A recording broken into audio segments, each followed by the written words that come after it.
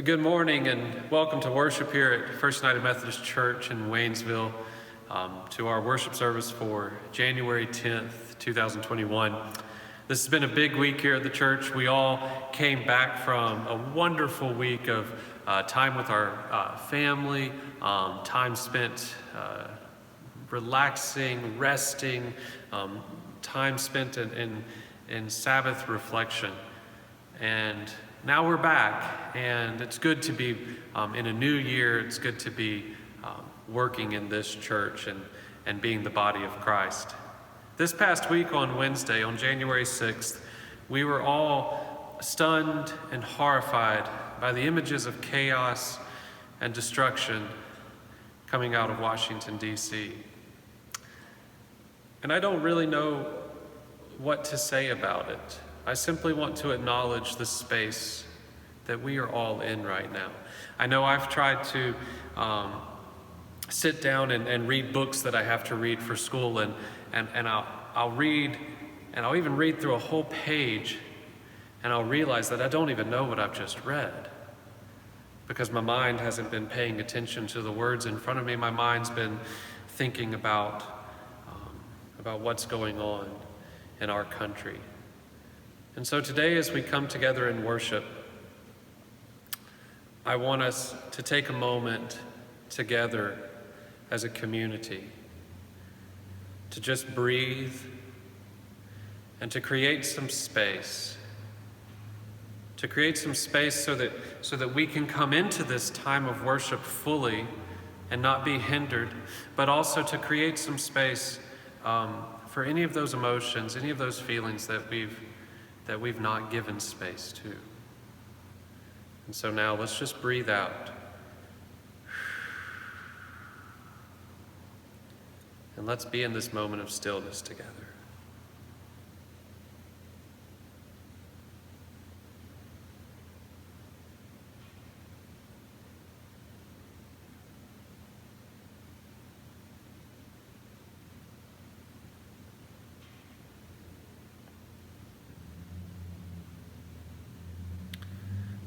No matter where you are, I pray that God will be with you today in your hour of worship and as you go forth in this week.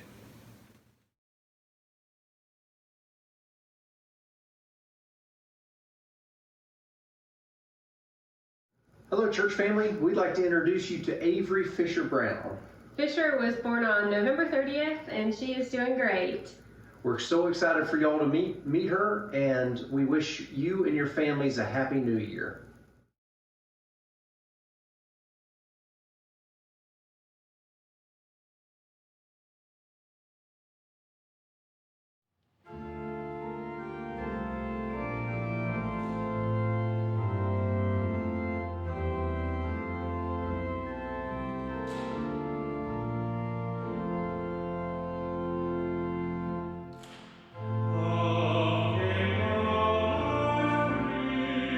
Peace.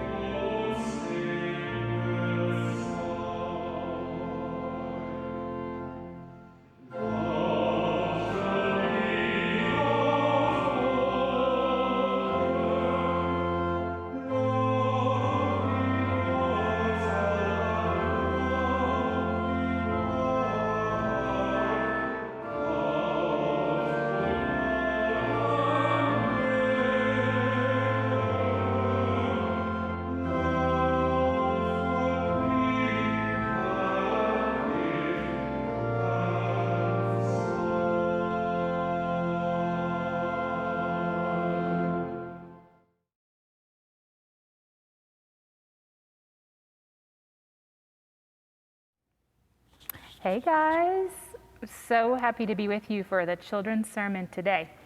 Do you recognize these three guys? They're from our manger scene, from Christmas. And you might be thinking, Christmas is way over by now. But the truth of the story is, we celebrate Epiphany January the 6th. So just a few days ago, when these three wise men, or magi, and there may have been a lot more, but they just brought 3 gifts to Jesus. Did you know that that happened a long time after Jesus' birthday? And what I love about the story of these wise men coming to find Jesus is that they journeyed and they went on a long trip, walking for days and days and days, following that Christmas star, because they wanted to know where to bring their gifts, to lay them at Jesus' feet. And so that's what pilgrimage is about.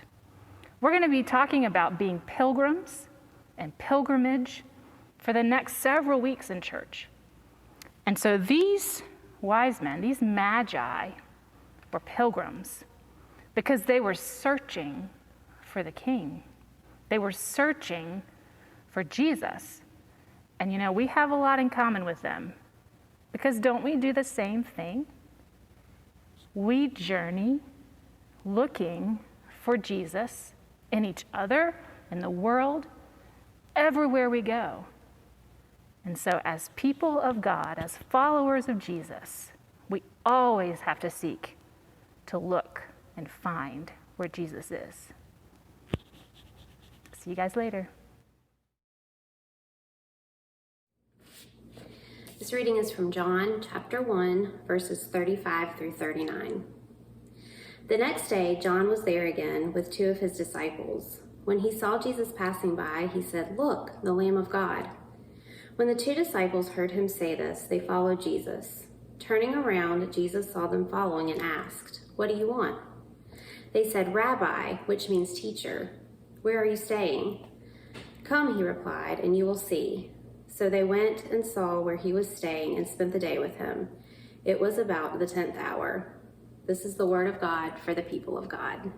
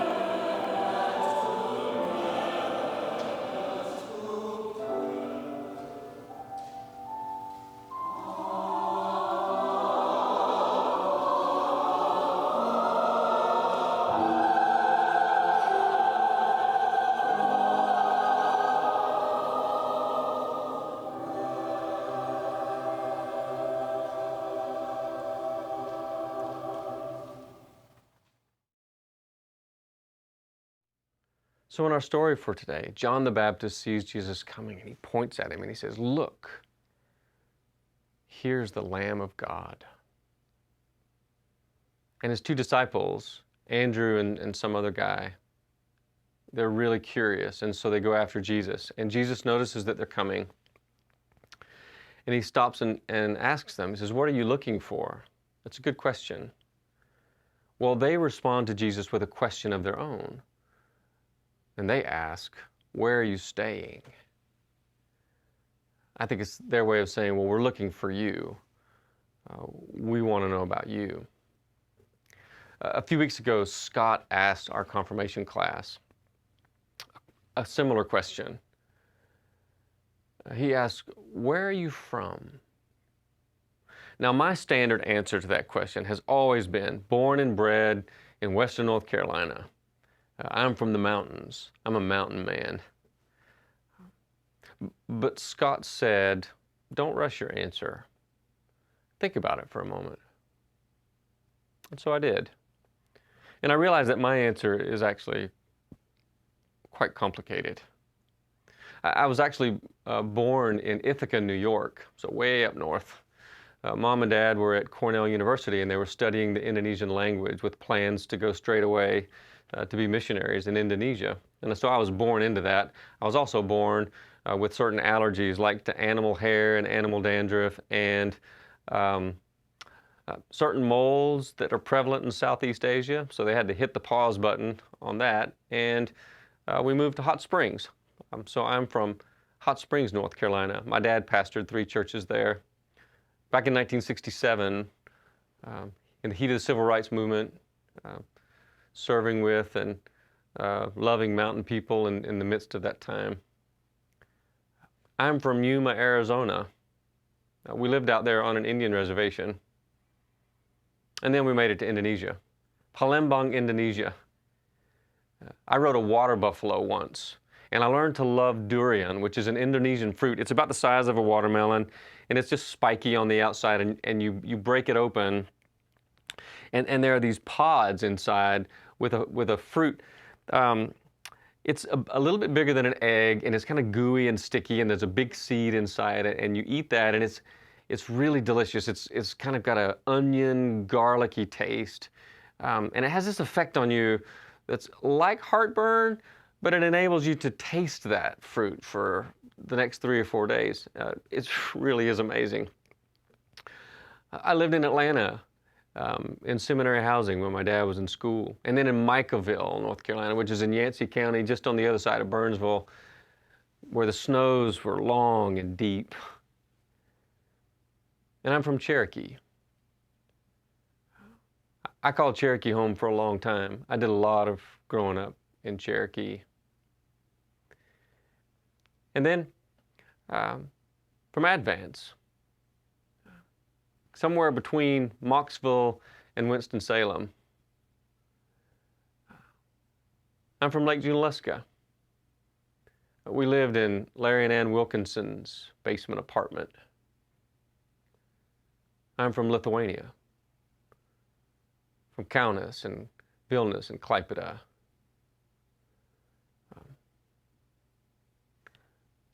I'm from Asheville. And I'm from Waynesville. I'm from here, where I helped to lead a confirmation class and try to point in the direction of Jesus.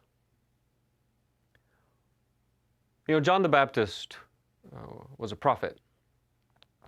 You know, a lot of times we think of prophets as those people who would foretell the future, like some kind of fortune teller with a crystal ball. But that actually wasn't the case. The prophets were those kind of spokespeople for God. God would raise up the prophets, I think in large part, just to kind of keep things in check. You know, the kings and the priests and people, they needed some help, I think, sometimes. It was kind of an identity thing. The role of the prophets was to remind us what it means to be the people of God. Like, this is who we are, and this is where we're from. And maybe just as important, this is where we're going. And so that day when John the Baptist pointed in Jesus' direction, you know, he had a lot of stories inside of him. His curiosity and his memories were old when you think about his mom and dad. And so I think about John the Baptist as a kid and growing up in his house and the stories that he would have told. So I don't know, like if he's sitting with his dad, Zechariah, in the den, Zechariah smoking a pipe, reading the newspaper, I don't know, like what that scenario would have been. But, you know, here's young John hearing his dad tell the story, his story. I know in our house, whenever it's one of our kids' birthday, my wife Chan always just tells the story of that day, what she was feeling and what it was like, and they get it every single year. Well, Zechariah, he wasn't expecting this at all, and so he goes into the temple. It was his turn. They cast lots, and he got to go into the temple to serve because he was a priest, and he was going in to burn the incense, and an angel shows up. And an angel tells him, you know, God's heard your prayer, and Elizabeth, your wife's going to have a baby. And of course, Zechariah's like, well, how can that be? Like, I'm an old guy, and Elizabeth's getting up in years too. Kind of like, there's no way that can happen. But no, this angel, it's Gabriel, who said, this kid's going to be special. And he's going to lead so many people to God. Like, all the while this is happening inside the temple, outside, there's just a crowd of people. They're waiting for Zechariah to come back out, and he doesn't come back out. And so there's this stir among the crowd. You can just imagine it. What's going on in there? Some figured out that maybe he was seeing a vision. And in this vision, the angel Gabriel tells Zechariah that you're to name this child John, because he's going to be like Elijah and go before and prepare the way. And people are going to turn to God because of him. It's a pretty cool story. Well, because Zechariah didn't believe, Zechariah couldn't talk when he came out. So, you know, there was buzz in the community. Well, sure enough, Elizabeth is with child. And so I don't know, like if John's in, you know, the other room or in the kitchen with his mom, Elizabeth, and I wonder, you know, if she would tell those stories too. She probably told the story of when their cousin Mary came, because Mary kind of had a similar miraculous story. And about what happened when Mary came to visit, and John, I think, was 6 months in the womb, and I mean, there was something going on there. And John would have heard these stories. Maybe, you know, I wonder, like, did Mary ever tell young John the story about Jesus? You know, the community would have had stories. And I think about the shepherds who experienced that night. I mean, a lot of people saw a lot of angels, and the peace that was in the air, and the joy that was in the air. And they told their stories. So the community would have had them. He would have been surrounded by those, right? I'm sure some would have thought that they were crazy, there was gossip, this is exaggerated, it's an idle tale. But at the very least, it just sparked this curiosity. And John would have had that. His disciples too, I imagine. You know, it matters where we're from. It also matters where we've been. Matthew Blackburn, our director of youth ministries, he sent me a note the other day. In fact, I thought about asking Matthew. I was like, Matthew, you need to come in and share with the camera, you know, the stuff that you share with me. But then I thought, you know, Matthew's so excited about this stuff, and he gets to talking so fast. I figured we'd be here all night because you can't understand half of what he's saying. So I'll just share it on Matthew's behalf. But he was thinking about the fact that we've just started a new year and we're launching into it. And then when we're thinking forward, that we think backwards too, like this place where we're from, this place where we've been. And I think it's kind of like, Matthew's like, there's a lot of negative stuff and there's a lot of different stuff has happened, but he's like, there's so much amazing stuff too. And he started listing these things in his letter to me about all of the ways that we've grown in this past year. He talked about just our online worship, like what we're doing right now. He says, do you realize how far our embrace and our reach has gone with an online presence? And it's true. In fact, we just got an email the other day from some old friends, the Weathersbys. They moved out to Oregon, and maybe y'all are watching now, watching from Oregon. And they even said Scott needs to cut his hair. Isn't that crazy? Like somebody in Oregon knows that Scott needs to cut his hair. And who knows where else? The stuff that we're doing right here in Little Waynesville, how far that's going and how far that's spreading. Matthew talked about, how we had to kind of shut down so many of our ministries just because we can't be together. But this church didn't stop. It's like, if we can't do this thing, then we're going to do that thing. And kind of the way that floated to the surface was, and we're feeding people. And Matthew says, he just pointed out, we're serving 200 families a week in a lot of different ways. Our Friendship House ministry, which was able to take place outside, like it's grown so much. We have like over 36 of our unsheltered neighbors who come for food. And over 15 families who will drive up to the curb, and we bring all of this amazing food. The numbers of people that are being fed, and just across the street, our relationship with the residents in the towers just next door. Matthew said that every single week we're feeding 30 families, and on Thanksgiving we fed 50 families a hot meal, and on Christmas Day we fed over 60 people a hot meal. He said that our church has partnered with other churches and with the police department, our Sunday school classes, to deliver food boxes to folks in our community. He reminded us of the ways that we've grown by listening to our community, especially the Wednesday night thing, as he called it, and the stand that we've taken with Black Lives Matter, and our paying attention and our caring about what's going on in our community. And he talked about the youth program, like how many new faces that we've got in the youth program, and that the youth program has gone on like 3 local mission trips. And like our youth are the founding members of, what did he call it? Like I didn't even realize this was going on. The Haywood County Youth Conservation Corps. Did you know that? But then he said, I wanted to read what he said. As we start thinking about our world getting back to normal, we know that we can't. We are changed. And our calling is greater than it's ever been.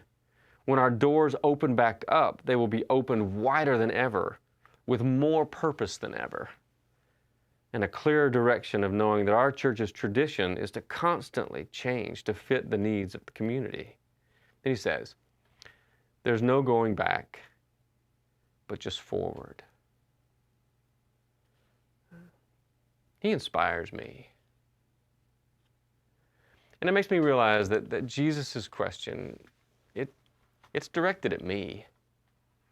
Jesus looks me in the eyes and asks, what are you looking for? Where are you going? And I think if Jesus were to ask me the other one, where are you staying? I'll say I'm not. I'm not staying. I'm coming with you.